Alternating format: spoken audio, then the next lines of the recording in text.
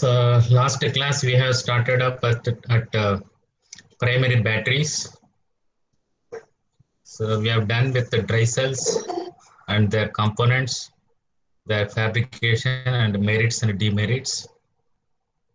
So any key points anybody would like to highlight?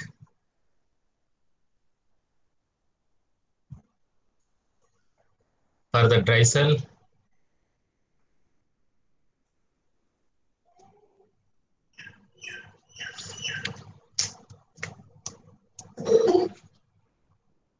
What is AMD?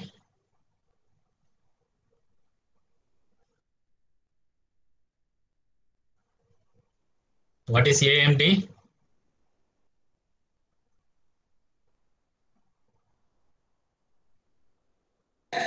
Activated manganese dioxide. Yes. So we have four types of manganese dioxide. NMD, natural manganese dioxide. AMD, activated manganese dioxide. CMD, chemically synthesized manganese dioxide, chemical manganese dioxide. And EMD, electrochemically synthesized manganese dioxide, electrochemical manganese dioxide. So among them, we have seen that EMD performs much better than any of all other manganese dioxides. So, and this technology for making the dry cell throughout the globe is still considering, still on. There are several ventures. It has become so robust, automatic. Most of the processes are becoming automatic. So it ranges from Mitsubishi to Fujitsu, Sony Corporation to Eveready. There are many other players throughout the globe who makes this dry cell. And you know that this dry cell is not just restricted to AA, AAA. It can also be made to in the form of a D cell, large cylindrical cell. Correct? Yes. So if you move to alkali-based electrolyte, it is possible to enhance the energy density or the capacity of the dry cell. So instead of just using ammonium chloride and zinc chloride as an electrolyte with water, employ KOH as an electrolyte. So it is possible to lift the energy density or the capacity of the batteries. How much? Enormous, large, more than double the capacity can be obtained. So instead of using zinc chloride as an electrolyte, to use when you use KOH as an electrolyte. So mainly because KOH is having higher conductivity and better holding capacity for the electrolyte, means so you can get higher energy density. And the rate capability also is KOH as an electrolyte for dry cell instead of just zinc chloride. Anything else you would like to add?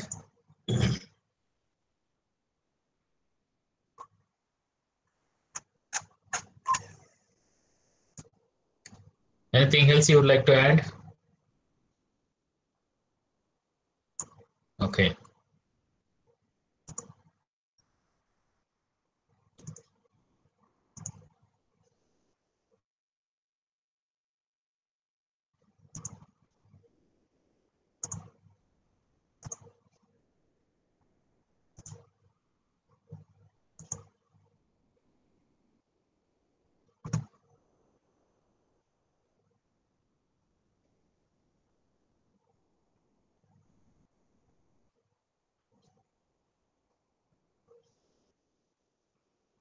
So is my screen visible?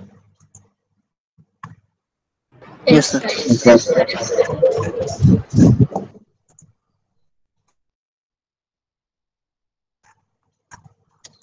So I think we stopped somewhere here in the last class. So when you combine reactive metal with that of the oxygen, so it is possible to establish a working practical device or battery. So, so namely reactive metals such as zinc, sodium, lithium, including aluminum. If you allow them to react with oxygen or air, it is possible to develop a practical battery. So this is the schematic view of a metal hair battery. We need to have a metal, mere metal. It may be a lithium, sodium, aluminum, zinc, even iron, even iron.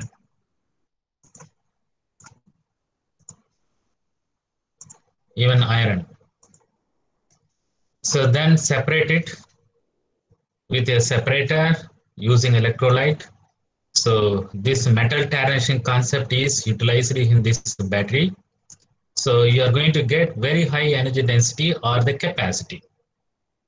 The reason is, so we don't have to account for the mass of oxygen or the mass of the air,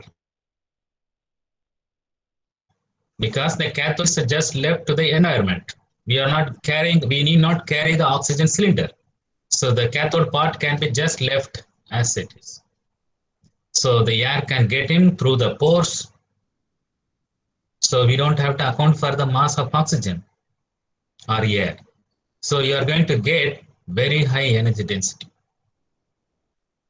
Even with respect to zinc, you look at here, this is the theoretical energy density or the specific energy of zinc oxygen system, including oxygen, 1085 whatever per kg. If we exclude them, at least 30% increase the specific energy, theoretically it is possible to apply. So 1085 whatever per kg becomes 1353 if you exclude oxygen mass. You don't have to include the mass of oxygen.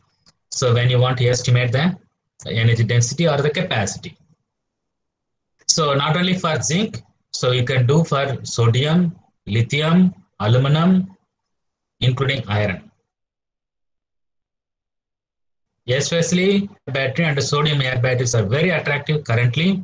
In particular, lithium-ion battery, as I told you in the last class, that there is a battery project headed by IBM Corporation in combination with the 5 great institutions to develop lithium-ion battery for electric vehicle operations. So they want to drive the electric vehicle in single charge for about 500 miles. That will translate to about 800 kilometers. 800 kilometers. You please look up that website, Battery 500 Project. You'll be able to get much more information.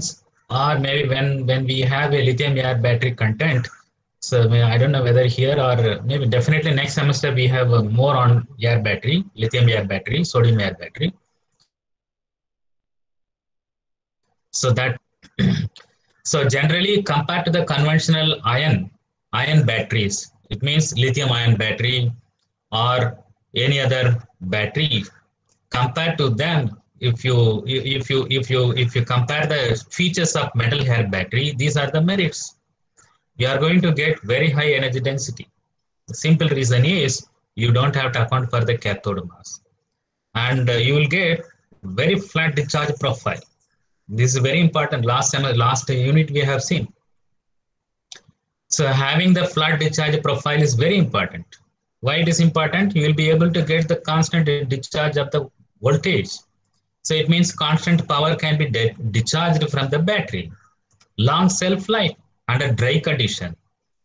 So we know that. So the batteries undergo degradation. So if you keep dry condition, it means you have only anode and cathode without liquid electrode on the shelf for long time. This is one of the features. I don't know whether did I say this in the unit 1 or not. Under dry condition, even secondary batteries can stay for longer time. There is no self discharge if you don't have the electrolyte contact between the anode and the cathode. And since this is with respect to zinc, it's non-toxic. I think maybe some of you can able to tell zinc is a micronutrient or a macronutrient element. Okay, so it's not toxic, and zinc is affordable with respect to zinc. And if it is aluminum, which will be much more affordable. Of course, there are demerits with the metal hair batteries. So since the cathode is open to the environment, so quite often the battery will dry off. So it means the electrolyte will go out, evaporate. So eventually the battery will dry off, electrolyte will be removed, evaporated. So in one hand, on the other hand, the flooding of electrolyte also will take place, overflowing through the pores. The electrolyte can flood. And since oxygen is in the gaseous form and it has to come in through the pores, then dissolve in the electrolyte. This is in the liquid state. So diffusion of gaseous molecules in the liquid is limited. So you will have limited power densities. You will have limited power densities compared to lithium-ion battery. So when compared with the supercapacitors, lithium-ion battery is inferior in terms of power density. And these metal hair batteries will be still inferior to lithium-ion batteries in terms of power densities. You'll get the density. Power density need to be lifted. So since one side is open to the environment, or very specifically cathode side is open to the atmosphere, so it is not possible to operate at a elevated temperature. So in India it is okay. Excuse me. Or maybe places like Norway or Canada, low temperature. The evaporation of electrolyte may not be that much. But batteries maybe like in Sahara, or so maybe in UAE, so temperature is a minimum 40, almost throughout the year. And in India it is at least 30. So this 10-degree change in the temperature may result in evaporation of the electrolyte.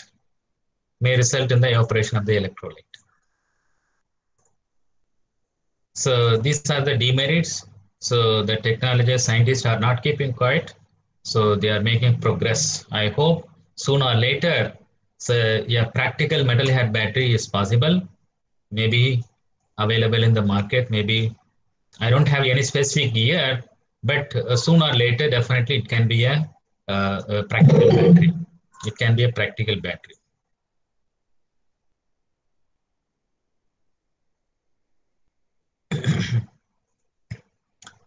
So metal hair battery generally can be fabricated by using two types of electrolyte.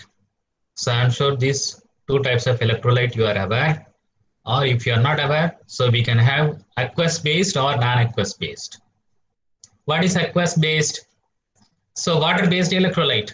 You please remember that any practical devices, it is easy to work with water, because so it's a universal solvent and we don't have any issues with the water. So unless if it is contaminated with undesirable components, otherwise water is easy to handle, whether for battery application or electrolysis application or any other application for that matter. So if the situation demands for other than water as an electrolyte, then we have a difficulty in handling of such electrolyte. That is essentially non-aqueous. Solvents or the electrolytes other than water is known as non-aqueous electrolyte. Primarily they are organic solvents, organic electrolyte. It means organic solvent in which the salts are dissolved. So for example, if you want to make a lithium-ion battery or lithium-ion battery, the electrolyte could be lithium salt dissolved in, that is the non-aqueous electrolyte. So lithium-ion battery, you cannot operate with the aqueous electrolyte if you use lithium metal. We'll be seeing later after this zinc business, lithium primary batteries we will be elaborately studying. You will see that there are many features of lithium as an electrode, but there are associated demerits with the lithium as an electrode for battery applications. Highly reactive. Please wait for maybe next class. So this metal hair battery can be fabricated in aqueous electrolyte or a non-aqueous electrolyte. Aqueous is always advantageous to work because you don't have to take any special precautions, but whereas a non-aqueous electrolyte, you may get much better performances, but difficult to work. Precautions. So it should be free from moisture, oxygen, water, whatnot. And the metal hair battery can be made as a primary battery, secondary battery, or secondary battery can also be termed as a refuelable battery. So I'm talking about 30 years before. Now it can be very much possible to recharge even the metal air batteries, including zinc air batteries. So we had refuelable zinc air battery commercially available. There are buses running using zinc air batteries. So now it can be retermed as a secondary metal air batteries because better invention of cathode materials, cathode very recently or last 22 decades or so. So we can move towards from refuelable batteries to rechargeable batteries. And need not be just restricted to zinc. We can have lithium, potassium, calcium, magnesium, aluminum, iron batteries. We have several options or several opportunities with reactive metals, not just zinc alone. Not just zinc alone. So whose potential is 1.65. The same thing if you link with lithium, you'll be getting nearly 3 voltage. So if you compare with the lithium ion battery, how much voltage you are losing? 500 millivolt. Okay. So you look at the energy density, including oxygen, 3,400 watt hour per kg. If you exclude the mass of oxygen, it is 11,280, roughly 11,300 watt hour per kg. You believe it or not, this energy density of lithium air battery, theoretical energy density or specific energy is equal to the energy that you can get from 1 liter of gasoline. 1 liter of gasoline. Very attractive. That's why IBM has taken, ooh, look, somebody has joined, but nobody here. So that's why IBM has taken this project to electrify the vehicles with the lithium air battery. Electrify the vehicles with the lithium air battery. Very attractive energy density. So I don't know, last class we have worked out this or not. Did we work out the theoretical specific energy of lithium air battery, sodium air battery? I remember, I think we have done for zinc when I introduced unit 1, unit 2. So did we try for lithium system and sodium system? If not, I encourage you to try and get these numbers. Lithium would be able to deliver the theoretical energy density, including mass. Even if you include the mass of oxygen, you are going to get 3,400 watt hour per kg. This is more than double of energy density of zinc system. And this is 5 times higher than that of the theoretical specific energy of conventional lithium ion battery. That is why it is attractive. If you exclude the oxygen mass, it is 10 times. 10 times. 10 times. Even with respect to sodium. So this energy density will triple, including oxygen mass. And if you compare among these metal systems, you can see that. So there are already commercial zinc air batteries, but there are potentials, including sodium, large abundance element. Government of India has recently taken a very large initiatives to develop sodium system that includes a variety of sodium batteries, sodium ion batteries to sodium sulfur batteries to sodium air batteries. Lot of potentials. Lot of potentials. I think this is what we have to look up. So zinc air battery chemistry. So we know that zinc air battery uses zinc as an anode, oxygen as a cathode. What are the cell reactions? The anode reaction is same, zinc undergoing zinc ion, producing zinc ion under 2 electrons. Those reduction, oxygen becoming O2 minus. And if the electrolyte can be very much KOH, this is the advantage. Aqueous based electrolyte. Water based electrolyte. Water based electrolyte. You don't have to look for organic solvents or non-aqueous solvents. And zinc is very much stable with water. So that is why it has become commercially viable battery technology. Though it used to be refuelable, now people are talking about rechargeable zinc air batteries. Rechargeable zinc air batteries. So zinc becomes zinc 2 plus, oxygen becomes oxide ion. So since this is a KOH electrolyte, so you get OH minus. Okay, so finally, this is the overall cell reaction. So 2Zn plus O2 giving rise to is 2Zn, or Zn plus half O2 giving rise to Zn. What is the cell voltage, theoretical cell voltage? This is similar to the primary dry cell voltage. That is 1.6, here it's little higher, 1.65 voltage. 1.65 theoretical cell voltage. You will get nearly the practical voltage. You'll be able to get the practical voltage near to this. And you can see that, so there is a separator in order to avoid the short circuit, and so oxygen is inlet. So we need to have a catalyst. This is very important. If you don't have the catalyst, the power density becomes very, very seldom, very poor. So this catalyst facilitates reduction of oxygen to oxide ion. So this is the schematic view of a battery or a coin cell or a button cell. You can see that so I have the air coin cell in the lab. Maybe next class when I am taking from the lab, I will show you the air coin cell, or you would have seen that already. I would have shown you in the first unit. You can see that there are pores. Through these pores, air access can be realized by this zinc air battery or generally metal air batteries. So you can see that there is a zinc anode, there is a separator, and then electrolyte, then catalyst layer. Okay, so the oxygen enters and the cell circuit is completed. Oxygen undergoes reduction, zinc undergoes oxidation. Zinc undergoes oxidation at 1.25 voltage. Oxygen reduction occurs at 0.4 voltage. So you get theoretical cell voltage of 1.65. 1.65. So top view and cross sections. So I think this will give you much better view. This similar informations. So one very important point is you can see that this is the performance of zinc air battery. So the limiting current milliampere per battery versus the number of ports. What is this number of ports? So these are the ports openings.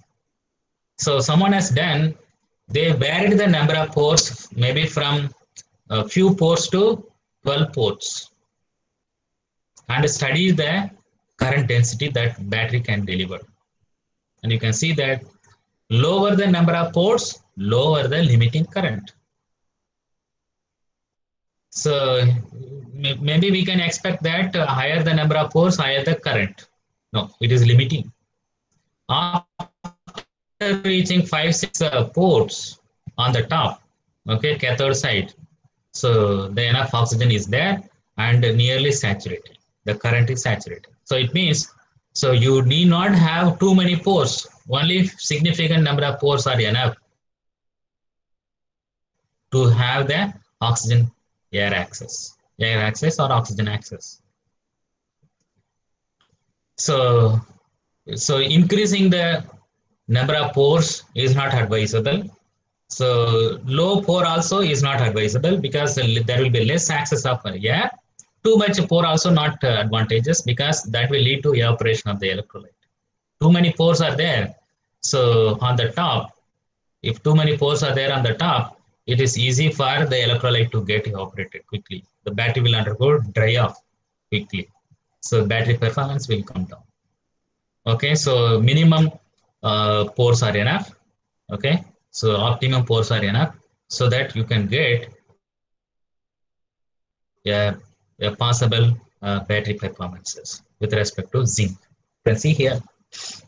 So all primary batteries are compared here. Their performances are compared here. This alkaline dry cell and zinc silver oxide, a military battery or missile battery. Okay, so it can hold the charge for long years. 20 years it can hold the charge. and dry conditions, and this one, so zinc air batteries. So you can see that, so the zinc air battery could provide long hours of discharge, long hours of discharge, higher energy density, higher capacity.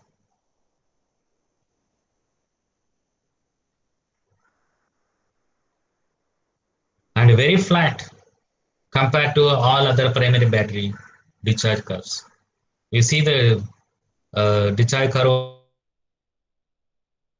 of alkaline battery, dry cell, very sloping, too much sloping. At least in this case is okay. Zinc silver oxide. But in this case, very long time or long capacity, same voltage or same power. Okay, so this brings the merits and demerits of zinc air battery. So we have high energy density. I'm talking about with respect to primary zinc ammonium chloride battery or zinc manganese dioxide battery. Zinc manganese dioxide battery. Inexpensive because zinc is not so much expensive compared to other battery systems. So under dry condition, it can stay for a long time. Okay, so you can see that almost any size is possible from button cells. So very much this zinc air batteries are used for hearing aids. Hearing aids, because always it is open to atmosphere. Hearing aids, long time it can, slow discharge, long time it can provide capacity. So they are available in the wide ranges possible, button cells, different types of button cells or kind cells possible. And very much it is possible to refuel it. Very recently it is possible to recharge it. There is a bus running. There is a bus running. There is a big venture in Australia who makes a zinc air battery. So you can see that there are merits of zinc air battery. There are a lot of shortcomings. You cannot operate the battery at a lot high temperature. Okay, so it will evaporate. And the one syndrome, very big syndrome, other cases wherever you use KOH as an electrolyte for metal air battery is carbonization. What is carbonization? Am I audible? My screen is visible? Yes, sir. Yes, sir. Okay, thank you, sir. What is carbonization? So you know that these alkalis, KOH, NaOH, alkali, when I say alkali, it means NaOH or KOH. So for battery applications, mostly it is KOH. Mostly it is KOH. Why? Compared to NaOH, KOH is having, potassium hydroxide is having better conductivity. Little higher conductivity. That is why if I compare to sodium hydroxide, I can ask why, or you can also ask why. Why potassium hydroxide is having higher conductivity compared to sodium hydroxide? Okay. So what is carbonization? These alkalis are very good capture of carbon monoxide and carbon dioxides. They are very good capture of carbon dioxide and carbon monoxide. You would have had some experiments, titration experiments in your 11th standard or 12th standard or pre-university. Definitely you would have had some titration against KOH. So you would have been asked to make some KOH concentration or NaOH concentration, 1 molar NaOH, 1 molar NaOH. So molecular weight or the equivalent weight is 40. So use Ne by 1000 as a standard formula to make any concentration of KOH, NaOH. Then how will you make? You make it in a, what is that? Standard flask. And there is a cap for that standard flask. So your teachers would have advised you, whenever KOH or NOH are held in a container, the container should not be completely closed. So you take a pinch of a paper, Okay, so and in the opening you need to insert this one, something like this. So now then you open so that there is some access, air access. There is a reason for your teacher would have told that. So if you completely close glass vessels, I'm talking about, or even any other vessels, completely without having some access, air access, the next day it is not possible to open this because these alkalis are very good capture of carbon monoxide and carbon dioxide. What will happen? So this carbon dioxide and carbon monoxide will react with the KOH or NaOH and become carbonate, sodium carbonate and potassium carbonate, and they will be held as a solid and very difficult to remove it. Very, very difficult. You will have to break that.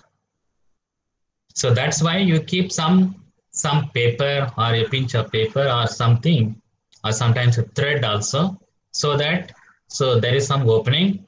So next day you can easily open it. So that is the carbonization. In case of zinc air battery or wherever KOH is used and exposed to the environment, this is happening. KOH will capture the carbon dioxide and carbon monoxide and become potassium uh, carbonate. Will clog the pores. Pores will be filled with the carbonate, potassium carbonate. Then where we can have the expect the oxygen access, battery performance will decline. Very big syndrome. Self-discharge, high self-discharge. Okay. So because the KOH and the cathode is exposed to the environment, exposed to the environment. Drying of the electrolyte, drying of the chemicals, poor power density. So there are several shortcomings, several shortcomings. Very specifically, these are the factors which affect the battery performance for zinc air battery. Electrode polarization, electrode carbonization, water transpiration. So what is electrode polarization? So I have told you that a few minutes before, oxygen is in the gaseous form and the electrolyte is in liquid form. The diffusion of gaseous oxygen into the liquid electrolyte is difficult, limitations. There is a limitation in oxygen diffusion. So this will retard the transfer of electrons. We call it as a electrode polarization. What is polarization? Resistance. Resisting for the mobility of ions or electrons. That's a polarization. Will result in lower power applications. So electrode carbonation, I just now told you. So KOHs are very good observer of carbon monoxide and carbon dioxide, which are very much available in the environment because of use of gasoline or diesel, combustion of which leads to emission of CO2, and both are these days considered as greenhouse gases. Maybe 20 years before, CO2 was not a greenhouse gas, but now it is included in greenhouse gas because so much deforestation has been taken place. Too much emission of CO2 has taken place, which increases the surface temperature, sea surface temperature, land surface temperature. Hence, CO2 is also these days considered as a greenhouse gas. So absorption of CO2 by the KOH in the zinc electrolyte, zinc air battery, leads to formation of potassium carbonate crystals, which will clog the pores, retard the oxygen intake. Water transpiration. So since the cathode compartment is open to the environment, drying of the electrolyte will take place. Drying of the electrolyte will take place. So after some time, if all the waters are evaporated, you will have only dry crystals of KOH. Mobility of ions will be difficult. OH minus ion mobility will be difficult. OH minus ion has to move from cathode compartment to the zinc. Then there it becomes zinc oxide, forms zinc oxide. Okay, so the oxygen must undergo reduction during discharge. and during charging, it must undergo oxidation. So you need to have a catalyst to facilitate these ORR, OER reaction. What is ORR? Oxygen reduction reaction. What is OER? Oxygen evolution reaction. Oxygen reduction reaction, oxygen evolution reaction occurs during the charging. So this can be facilitated by having a catalyst. So this catalyst must have a pore structure so that better surface area you can have, more oxygen can be taken up by the catalyst. So if more oxygens are taken up by the catalyst layer, so it can expect that more oxygen will undergo reduction during the discharge. This is how the structure is.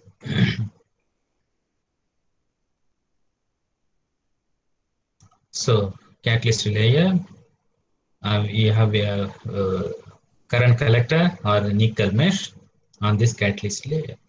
So then this air electrode is used at the cathode side. This is the product available, commercially available, mainly for hearing aids, zinc air batteries, hearing aids. And you can see that the application of this zinc air battery used to be for including railroad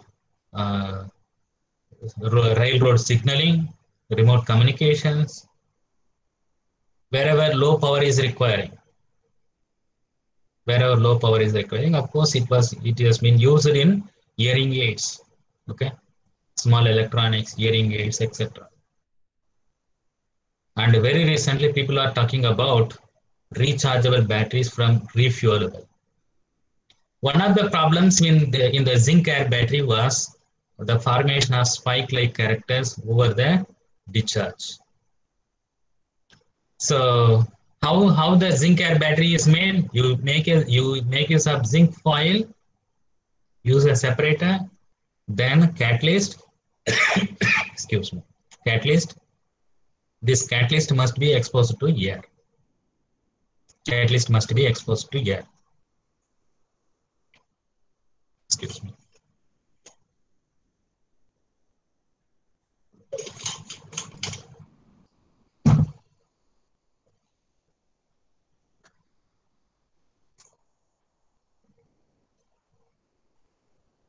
So you fabricate it and start recharging like a primary battery. So as the discharge progresses, and we know that zinc is undergoing corrosion, zinc is undergoing oxidation. So we cannot expect a uniform oxidation. So let's say you have a foil like this, the surface is getting oxidized. After a certain time or certain size, certain discharge, a spike-like character developed from the surface of zinc.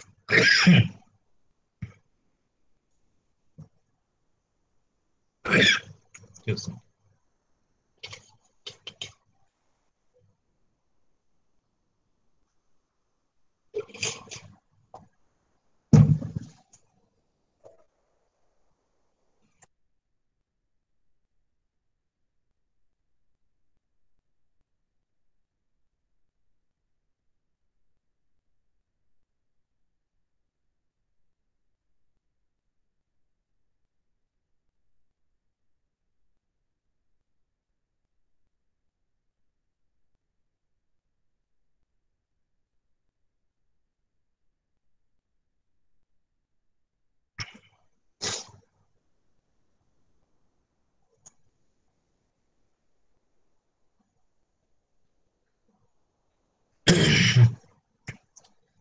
So that spike-like character is known as dendrite. So the problem of this dendrite formation is after some time, so it will pierce through the membrane and will touch at the cathode side, will lead to short circuiting. This is one of the problems. So wherever we have a metals as an anode, including lithium-ion batteries. The earlier version of conventional lithium-ion battery had this problem. So then Akira Yoshino, he invented replacement for metallic lithium by graphite. So thereby dendrite formation has been reduced or removed. Okay, so that was the problem. So it means that because of this dendrite formation, sometimes the active mass is lost.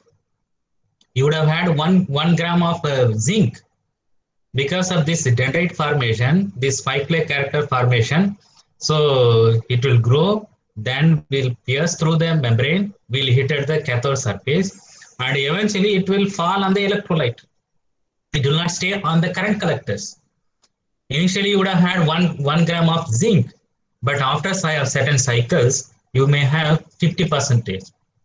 Even if you want to recharge it, so you will be able to recharge only 0.5 gram of zinc. So it means further recycling cycle, charging cycles, you will encounter less performances. That was the problem. And also the another problem is the discharge product in zinc air battery is zinc oxide, which is an insulator, nearly insulator. Though it is semiconductor, but if you look at the band gap of this semiconducting zinc oxide, it's nearly insulated. So you know that it is difficult to conduct or convert zinc oxide into zinc metal again. But so it used to be refuelable. This is the bus which runs between in Santa Barbara. Okay, so you can see that once all the zinc is exhausted, so they replace the zinc tray with the new zinc tray. Then the battery starts functioning. So, but there were issues when doing so.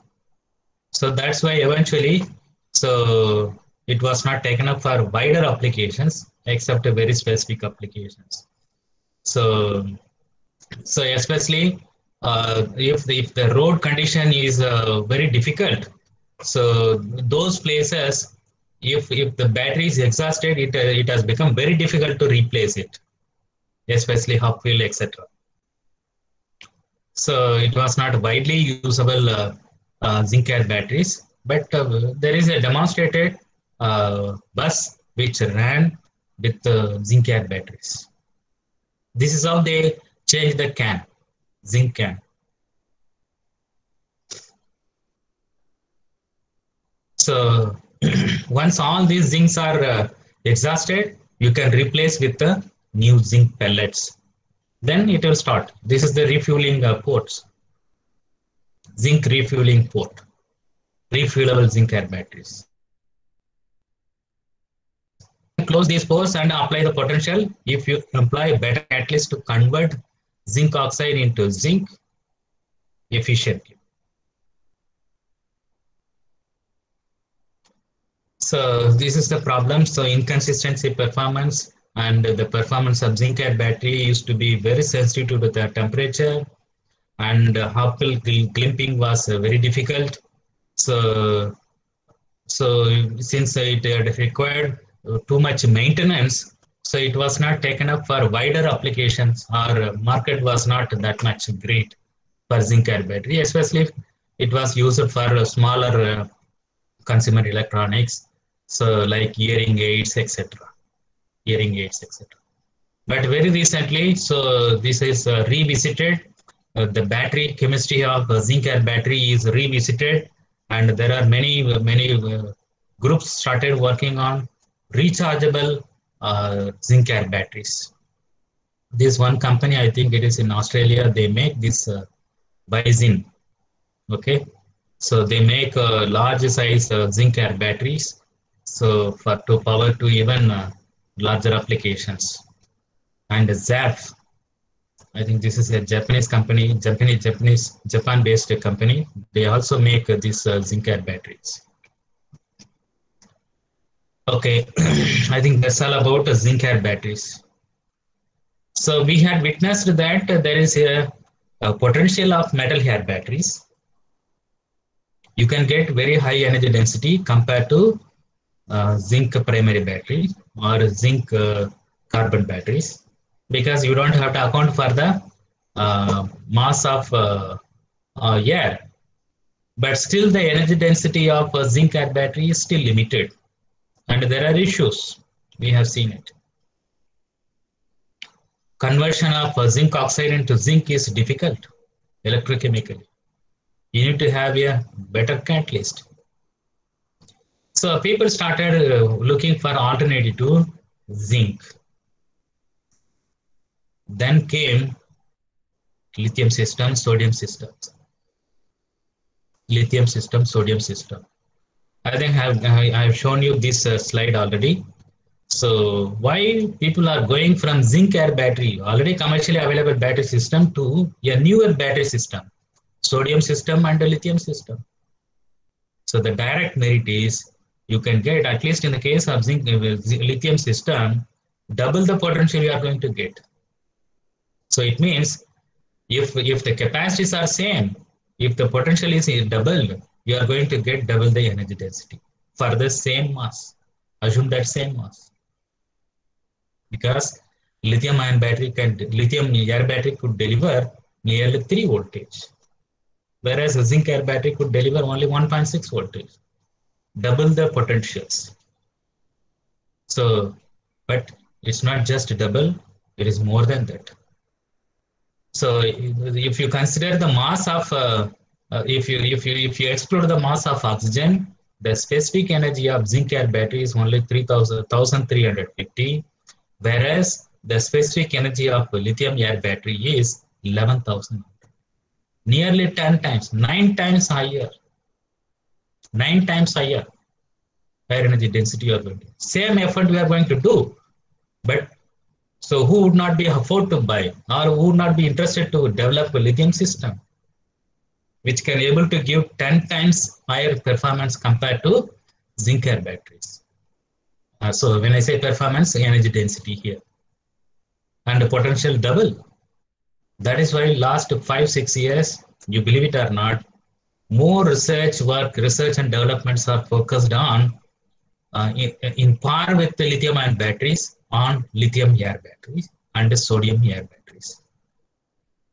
Lithium air batteries and the sodium air batteries. So even if you compare lithium air battery and the lithium ion battery, you know lithium ion battery, so which has recharged the world, as the Nobel Committee told. So you can get energy density, practical energy density, only 200 watt hour. Even the best developed lithium ion battery, only 200 watt hour per kg. But you look at here, we have already crossed 362 watt hour per kg in lab model. But there is a huge potential. How much? 11,300 specific energy. Already achieved is 362. Still, how many times? 10 times the potential is there. That is why very recently lithium air battery has taken up. So going ultra speed mode. Lot of papers, lot of developments are made. And in terms of power density, so the best performing lithium ion battery could give 42 milliwatt per gram at a discharge rate. This need to be noted. At a 0.2 C rate, you get a power density of 42 milliwatt, whereas so lithium air battery very low, 10 times less or 100 times less. So it means still there is a potential for improvement. Currently, the capacity fading with respect on lithium air battery is very much. After 50 cycles, more than 70% of capacity is lost. Poor performance.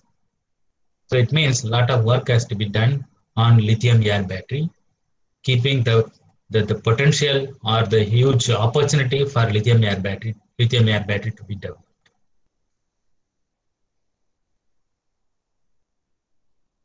Lithium air battery to be developed. So we have seen that metal air battery can be developed either using aqueous as an electrolyte and non-aqueous as an electrolyte with respect to zinc. But here you have more options. You can have hybrid and solid state batteries. This is very much on very recently. Solid state battery. You are going to get flexible battery, circuit battery, bendable battery, wearable battery using solid electrolyte as an electrolyte. So aqueous, we know that in the case of zinc, we can use it. And since this is lithium, maybe next class I will introduce about lithium primary battery. So you cannot use directly KOH or NaOH or water-based electrolyte directly with lithium. Lithium is so reactive. So you have to use organic electrolyte, non-aqueous. If you want to use aqueous electrolyte, you need to protect lithium metal with a protection. So in this case, LiCiCon, lithium ion conductor. You have to shield it. Then you can have cathode side aqueous electrolyte. Or you can also have an opportunity to use lithium side organic electrolyte, non-aqueous, and cathode side aqueous electrolyte. This is hybrid. You have a, so why people can wanted to go back to aqueous? Easy to work. That's it. And you are going to get much better power density because of better conductivity. That's the reason. Always tend to use aqueous as an electrolyte. And completely you can remove liquid-based electrolyte if you move towards solid state. All solid state. Lithium metal already in solid state. The air electrode already in solid state. And if the electrolyte is also in solid state, you will get a flexible battery or bendable battery. Flexible battery, bendable battery. And thin film battery, micro batteries is possible. Since so it is a flexible battery, thin film battery, mass is less, you can have higher capacity or higher energy density battery. But are the reactions taking place in lithium air battery, similar to zinc air battery here also. So lithium undergoes oxidation, oxygen undergoes reduction. You have three products here. In the case of zinc air battery, the discharge product is only zinc oxide, is at NO. But in this case, three products: lithium peroxide, lithium oxide, and lithium superoxide.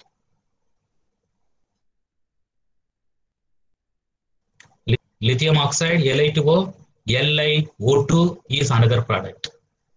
Three products are possible.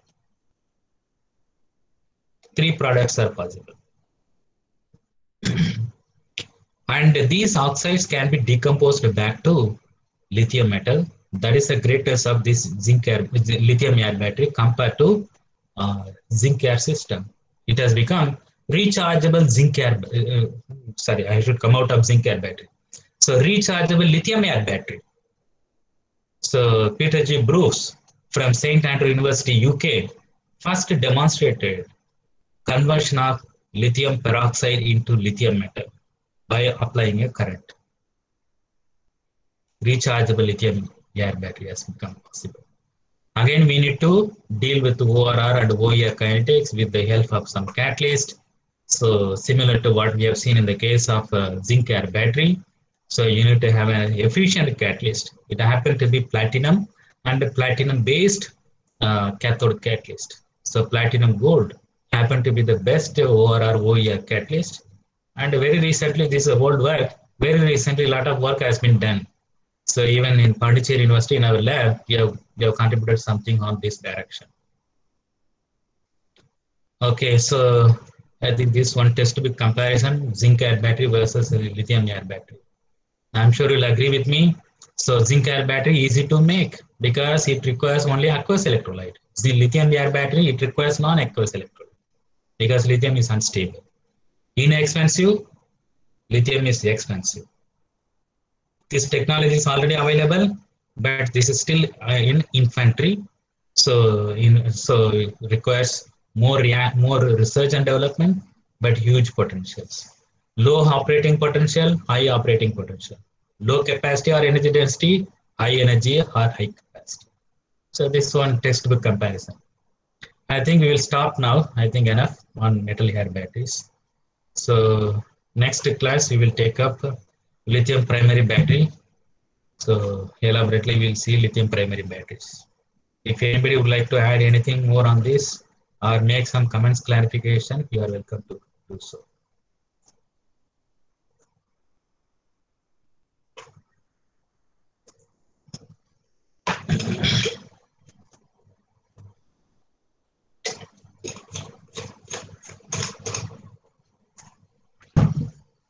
So any comments, clarifications, suggestions, additions, please.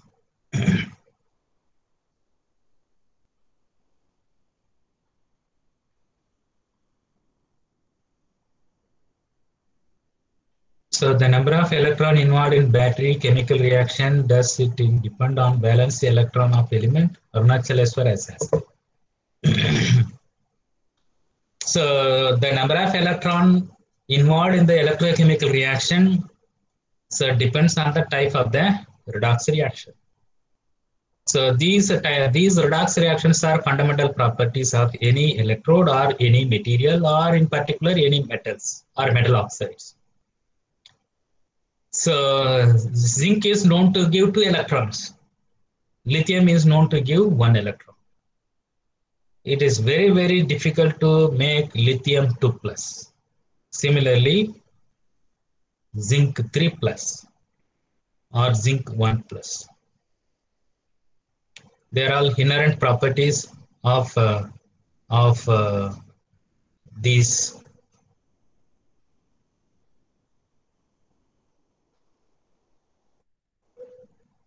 systems. So then you take that number, you count it as a number of electrons involved in the reaction, and of course those are related to the valence electrons.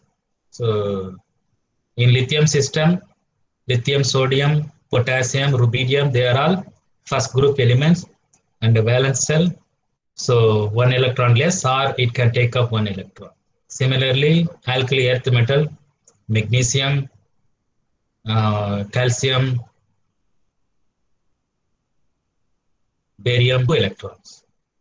There are systems they can lose 3 electrons, that is aluminum, and 5 electrons, phosphorus system. Yes, it depends on the valence electron.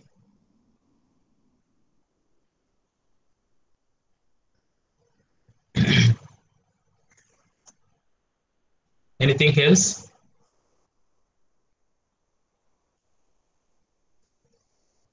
Sir, can you one dendrite formation? Is it because of the oxidation or just the lithium Not able to deposition? hear.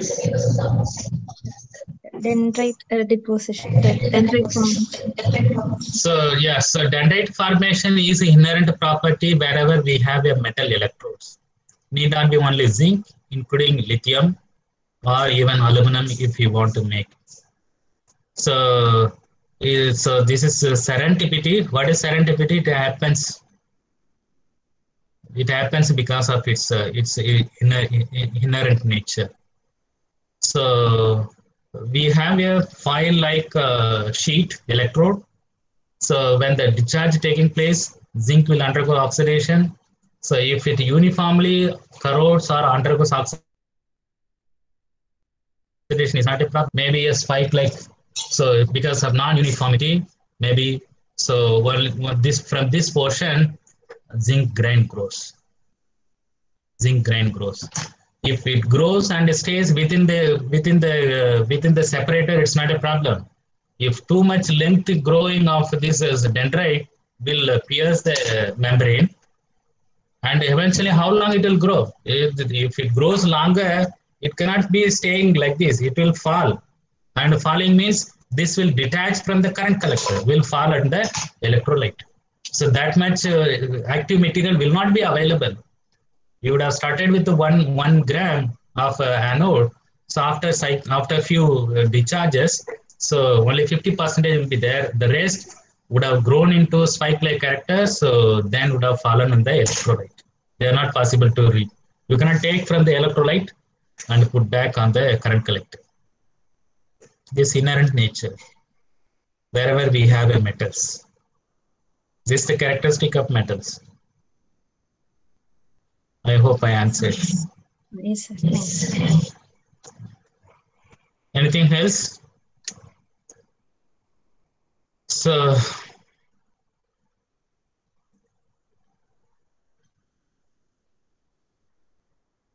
thank you. Take care, all of you. The condition in India is very, very dangerous. So don't move around. In case of any emergency, if you are moving out, please wear a mask. So use sanitizers. We have become, I mean, we are in much more danger than